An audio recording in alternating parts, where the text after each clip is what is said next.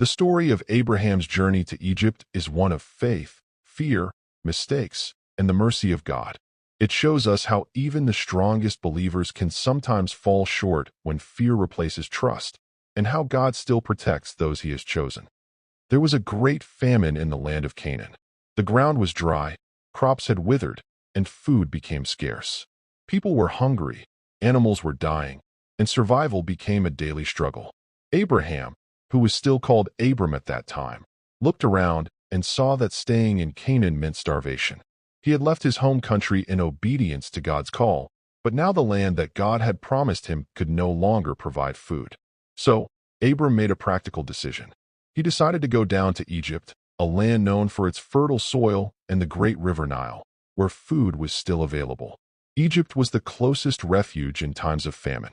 Many travelers went there for survival, and Abram thought, perhaps this is the best thing to do for now. But sometimes, what seems best to us may not be what's best in God's eyes. Abram didn't ask God what to do. He acted out of fear rather than faith. This single decision set the stage for one of the most testing moments in his life.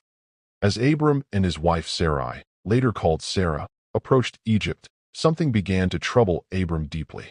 He looked at Sarai, beautiful, elegant, and radiant even in her old age. Her beauty was not ordinary. It was striking and noticeable. Abram thought about what might happen once they entered Egypt. He knew the Egyptians were known for taking beautiful women into the Pharaoh's palace. And since he was her husband, he feared that they would kill him just to have her. His heart became heavy with fear. He turned to Sarai and said, I know that you are a woman of great beauty. When the Egyptians see you, they will say, this is his wife, and they will kill me, but let you live. Please, say that you are my sister so that it will be well with me because of you, and my life will be spared for your sake. This was not a complete lie. Sarai was indeed Abram's half-sister, Genesis 20 verse 12. But it was still a half-truth, and half-truths can cause full problems. Abram believed this plan would protect him, but in doing so, he put his wife's safety and purity at risk. His fear made him rely on human wisdom instead of divine protection. When Abram and Sarai entered Egypt, just as he feared, her beauty drew attention. The Egyptians could not help but notice her. Word about her loveliness spread quickly, even reaching the palace. Soon, Pharaoh's princes came and told Pharaoh about this beautiful woman who had just arrived in Egypt.